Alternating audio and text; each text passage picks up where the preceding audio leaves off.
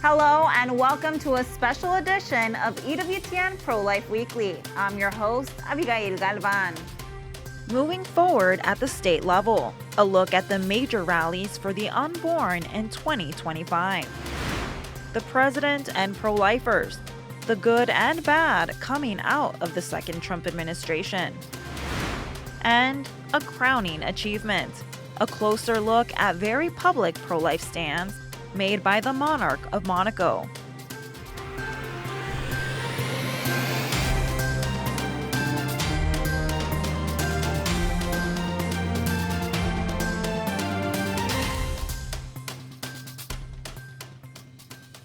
"2025 was a year of milestones for the pro-life movement. This includes a victory in the nation's highest court. In June, the Supreme Court ruled that local Planned Parenthood businesses cannot force state governments to give them Medicaid funds. In their 6-3 decision, the justices said Congress did not create an individual right to the benefits, and thus states are allowed to cut off public funds from abortion providers. EWTN legal analyst Andrea Picciotti-Bayer says the Supreme Court is set to weigh in on more pro-life cases in the new year.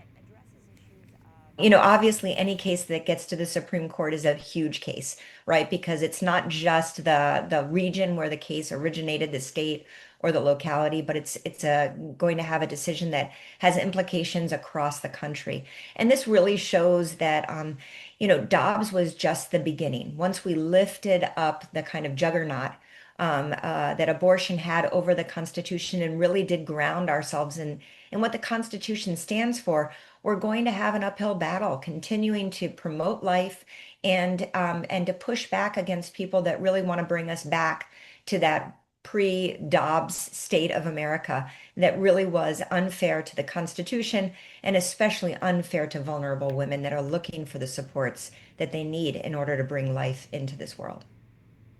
The fight for the unborn is also taking place at the state level, and that puts lawmakers and local marches for life in the spotlight.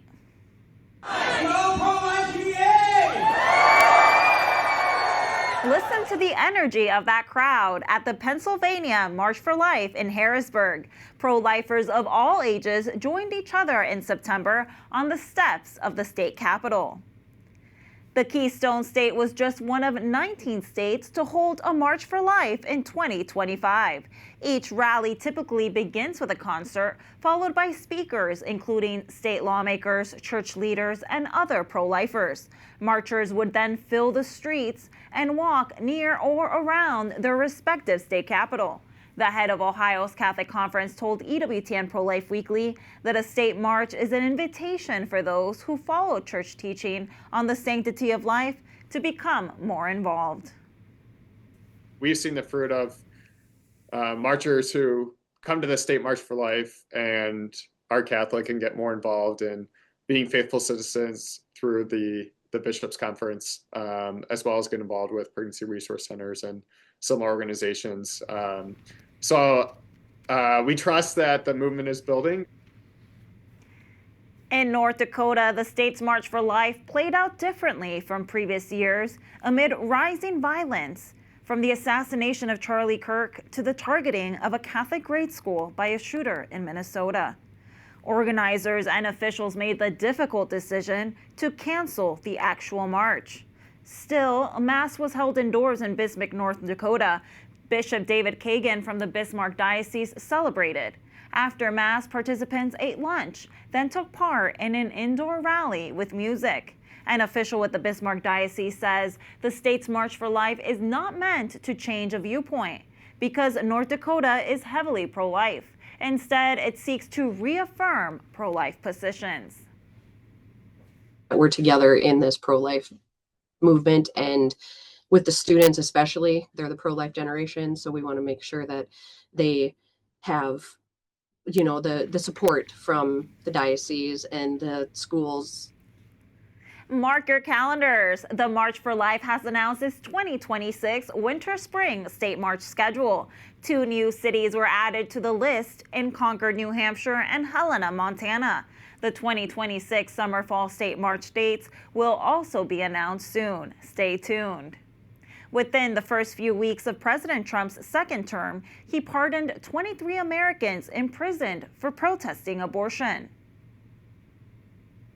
Next, we have a set of pardons for peaceful pro-life protesters who were prosecuted by the Biden administration for exercising their First Amendment rights. Do you know how many? I believe it's 23, sir. 23 people were prosecuted. They should not have been prosecuted. Many of them are elderly people. They should not have been prosecuted. This is a great honor to sign this. These pro-life advocates were convicted of violating the Freedom of Access to Clinical Entrances Act, more widely known as the FACE Act. Some are shown here, including Joan Bell, Jonathan Darnell, and Lauren Handy. Both Joan and Lauren have since returned to abortion facilities, advocating for the unborn and counseling women to choose life. There also were victories away from the courtroom. In February, President Donald Trump signed an executive order to ban biological men from women's sports. The president signed the order surrounded by female athletes of all ages. He says the order will protect opportunities for women and girls to compete in safe and fair sports. President Trump also said, quote, "The war on women's sports is over. Federal funding is set to be pulled from schools that do not comply." One expert told us why he applauded the president's move. It's been almost a decade that we've seen the federal government try to rewrite Title IX, try to force boys who identify into the girls' locker room and onto the girls' sports teams, despite the fact that the grassroots don't like this. Soccer moms don't like this. Joe the plumber doesn't like this. It's incredibly unpopular. It's like a 70-30, 80-20 issue. And yet the left was insistent on imposing gender ideology on the nation. Thankfully, President Trump has called their bluff, and it's popular with the American people. Amid the pro-life victories were some defeats and concerns. The Trump administration expanded access to in vitro fertilization, a practice the Catholic Church strongly opposes. One expert says the White House is doing a delicate balancing act. For more, we turn to Emma Waters, policy analyst at the Center for Technology and the Human Person at the Heritage Foundation. Emma, great to be with you. There's a lot to unpack, including why there might be some good news in this announcement. But first, as we mentioned, the Catholic Church strongly opposes in vitro fertilization. How should the faithful react to the president's expansion of IVF? Yeah, this is a fantastic question. And I think we certainly have to begin this conversation recognizing that any expansion of IVF means that there are going to be more human embryos that are created and destroyed every year. Basic estimates that we have, and they're only basic estimates because we don't actually track how many embryos are created every year in the United States, show that as many as 97% of all embryos created in IVF never reach to a live birth, which means that IVF only has around a 3% success rate. And so that tragedy is something that we cannot ignore. And yet at the same time, the president's approach to fulfilling his campaign promise and addressing this IVF report, I think is incredibly brilliant on his part. He has not buddied up to the fertility industry, and this is not boosting the underregulated and unaccountable practices that they're endorsing. But instead, the report did two things. First, it lowered drug costs through the most favored nation status, implicitly implying that fertility industries have been way overcharging Americans for their fertility benefits so far. And then the second is that the plan enables employers to offer fertility benefit packages. And this is where the key opportunity comes in for those who really promote restorative reproductive medicine or root cause restorative treatments for infertility. And so what this means is that employers now have the right and the ability to put together plans that match their sincerely held beliefs, whether that be religious or health related. So if employers at EWTN want to offer a fertility benefit that focuses on root cause care for infertility and reproductive health conditions, that's now something that you can do without any requirement that you cover IVF or any other services like that. And that's a huge opportunity for those who have really been working hard to expand access to better care for men and women. Now, the Heritage Foundation was among the groups applauding the president's support of fertility treatment, some of which you've mentioned. Can you tell us more about these programs? Yeah, absolutely. So, with restorative reproductive medicine, this is looking at a distinct approach to treating infertility that includes things like monthly cycle charting, sometimes even as much as every day, hormonal treatments, lifestyle and dietary fixes, medical interventions, and even surgical interventions for conditions like endometriosis or blocked fallopian tubes. And so, this is a whole person approach that addresses both the health of men and women. And the studies behind it are so encouraging. So, 4 studies that have been done just in the last couple of years alone show that couples who are undergoing treatments for restorative reproductive medicine have anywhere between a 30% and a 50% success rate for having a live birth, having a child. And this means that when they're being treated through restorative reproductive medicine, they are empowered to then have as many children as they desire and the Lord chooses to give them. They don't have to restart an expensive and incredibly difficult process like you do with IVF. So the opportunities here for good root cause care for infertility are huge. And thankfully, the science backs this up. And so this is really an opportunity for so many doctors across the United States and employers to really step up and further expand the care that they've been offering to meet this cultural moment. Very encouraging. Now, something that's been making the headlines are fertility rates. Just how dire are the fertility rates in the United States? And what advice would you give to White House on improving the birth rate? You know, there is no single cause for declining birth rates, and they are declining significantly to 1.6 children on average per woman, which is well below the replacement rate of 2.1 children. And this is something that's affecting every aspect of society, but there's not a single thing that we can point to. It's not just finances, it's not just poor housing, it's not just cultural changes, it's all of those things taken together. So I think the big thing that I would encourage the White House and other elected representatives to focus on is one, our emphasis must be on promoting family formation, not just more babies, because ultimately children do best, and there are most likely to be more children born when you have an established married family at the heart of this. And that second, that we should really take a whole government approach. So we should be looking at removing any penalties to marriage and children, and then promoting the success of families. So improving housing options across the United States, finding creative ways to provide support financially for families who are undergoing the very heroic and self-sacrificial process of having children. And then also continuing to do things like centralizing children in our messaging and cultural conversations.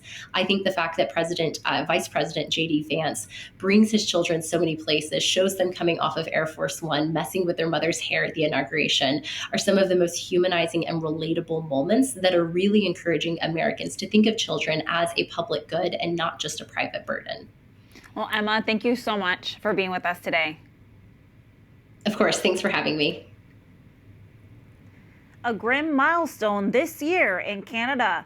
The North American country is nearing the 10th anniversary of legalized assisted suicide. Last year, more than 16,000 people chose to end their lives via assisted suicide. And the Christian Broadcasting Network recently said 4% of those people did not have a terminal diagnosis nor reasonably foreseeable death. One pro-lifer in Canada is working hard to alert people to the dangers of assisted suicide. And Amanda Achtman from Dying to Meet You, a pro-life leader in Canada, joins us now. Amanda, great to be with you. As we mentioned, you say it is not so much a culture of death, but death without culture. What do you mean by that? I mean that we're losing the cultural tenor around death and dying. We're losing the rituals and the mores, the customs and traditions that pertain to suffering, dying, grieving, and hoping. And that cultural crisis is what has led to our euthanasia crisis here in Canada.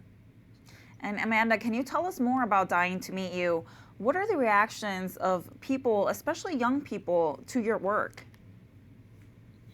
I created Dying to Meet You, first of all, as a project of my own catharsis. I was working in the office of a member of parliament a few years ago, trying to prevent the legislative expansion of euthanasia on the basis of disability and mental illness. It was very challenging to be a Christian pro-life political staffer, knowing that this law expanding euthanasia was a foregone conclusion and going to pass anyway. And that inspired me to think, what can I do personally to contribute toward a culture of life in Canada? So I started blogging and having casual conversations every day with Canadians about these topics of end of life and trying to find a humanizing angle that would be edifying and orienting.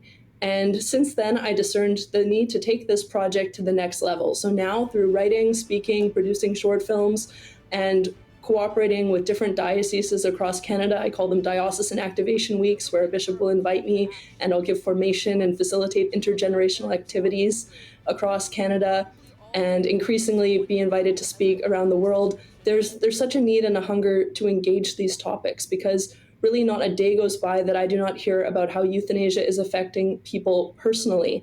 And for my generation, I'm a millennial, one of the chief ways that euthanasia is affecting my friends is because they're losing their grandparents to euthanasia. We also know that tens of thousands of Canadians have died by euthanasia, but very few family members speak out. And as I'm seeing in accompanying people who share their story, I'm starting to see why. The reason is because family members are met with it's not about you, just get over it. And that is a compounding sorrow, a compounding wound that is so difficult. But I am really determined to come alongside the family members who have been affected and to share to those who might be tempted to euthanasia that this is not a victimless choice. It affects, as Benjamin says in his video, multiple generations. Amanda, that's really beautiful, and I really applaud you for doing this work. You mentioned you've been working in this movement for a long time and felt the need to start bringing these stories. Since you've started this project, have you seen a lot of change in the people you engage with on this topic? Many people tell me that they've never thought that deeply about it before, especially many people don't expect euthanasia to touch them until it does. A lot of times people think that euthanasia is restricted for the most marginal of cases, but what I've started to say, a bit provocatively, in particular to the older audiences to whom I speak, is don't join the statistic. This is not a way to honor the exceptional life you've lived, because you don't become part of an exceptional cohort in death, but rather a statistic that has contributed to making Canada the euthanasia capital of the world.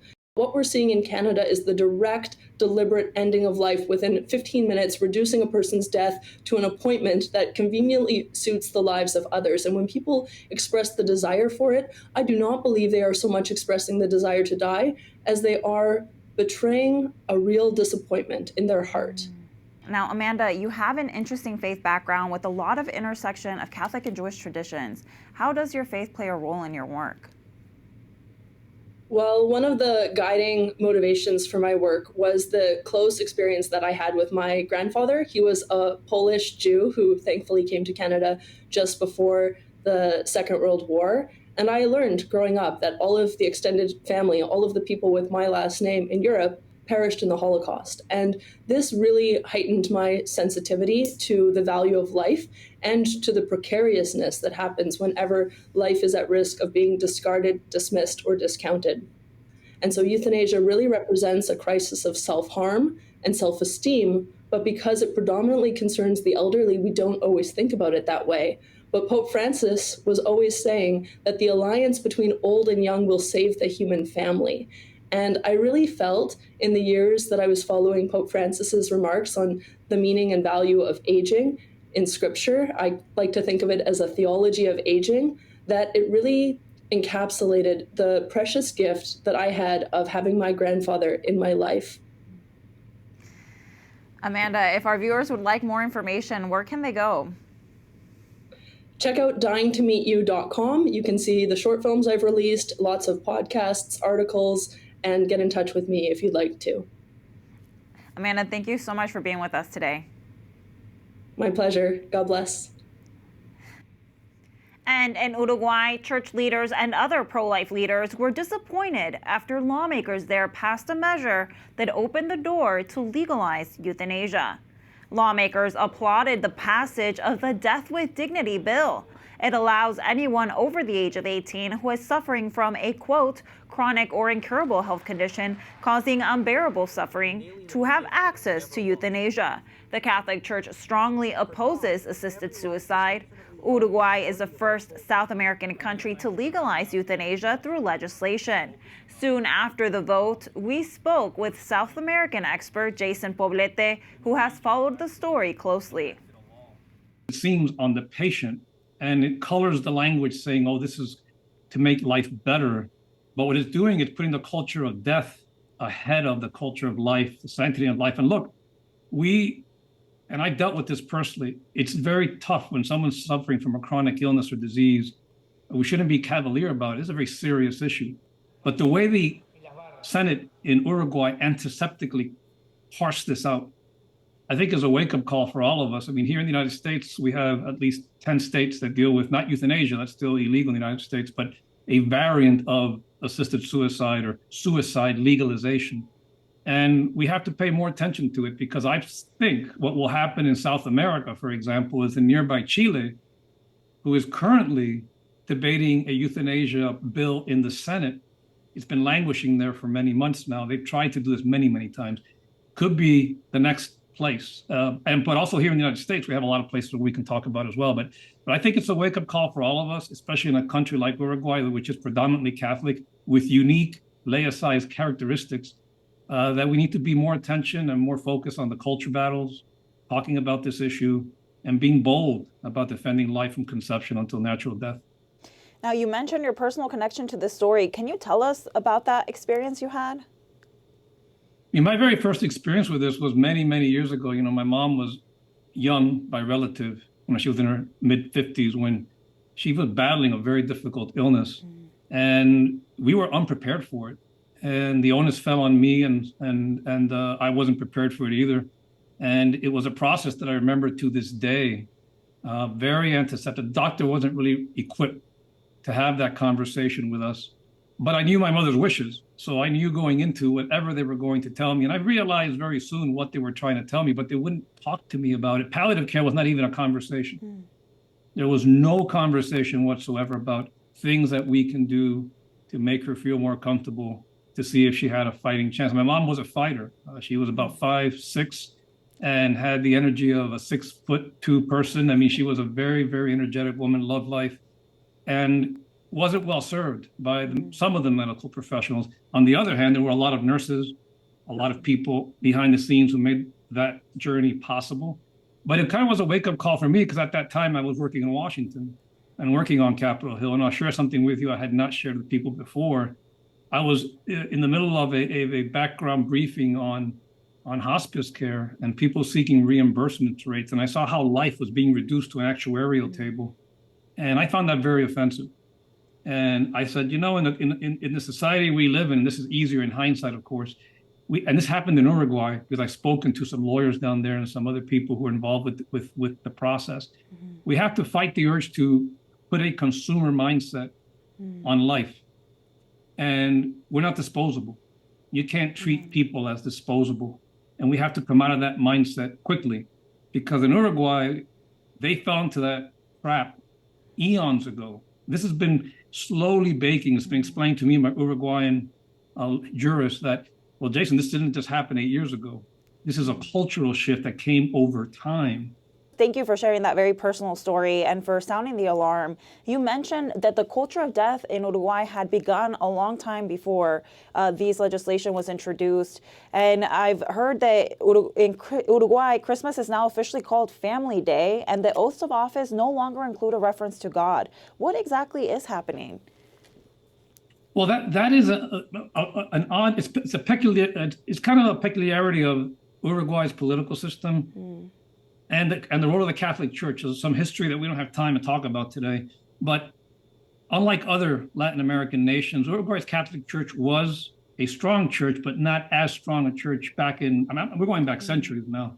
So the culture of the laicized culture was always a strand of their development of their democracy. So when you listen to the debate between the people who oppose the law, they're always kind of hedging, not necessarily to the religious argument or the sanctity of life argument, but they're always focused more on the democratic debate.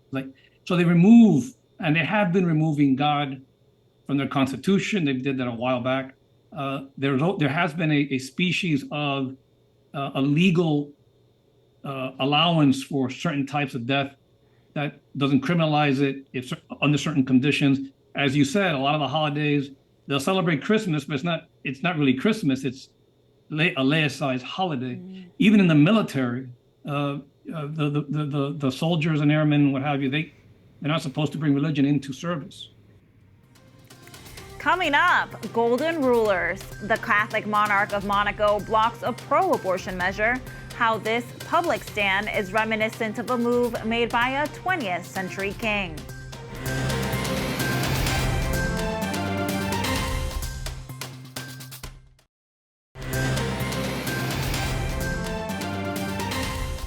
You're watching EWTN Pro-Life Weekly. I'm Abigail Galván. Welcome back. In early December, the Catholic monarch of Monaco took a stand for the unborn by refusing to sign a measure that would have legalized abortion in the Western European city-state. Prince Albert II declined to sign the measure passed by the National Council.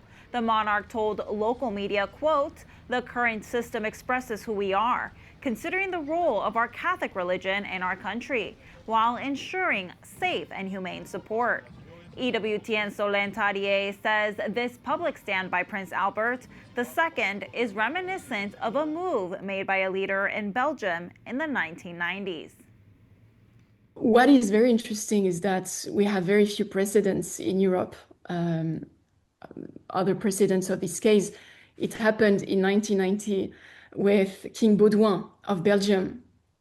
I don't know if many will remember that, but in 2024, Pope Francis opened officially a beatification process for King Baudouin for the very reason that he opposes the law, the legalization of abortion in his country in 1990. And he was bypassed by the parliament. He was declared unable to rule the country for 48 hours, and during which the ministers signed the bill without him.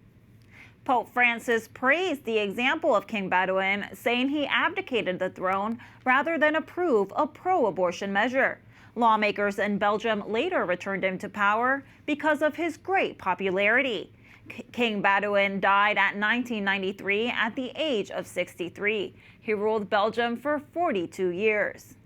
I'm excited to share that EWTN News has launched a new YouTube channel. I hope you'll subscribe so you don't miss a single episode of Pro-Life Weekly. That does it for this edition of EWTN Pro-Life Weekly. Be sure to like and follow us on EWTN Pro-Life on X, Facebook, and Instagram. And sign up for our newsletter, The Pro-Life Pulse, EWTN.com/pro-life. Remember, life is a gift. Your life is a gift. God bless.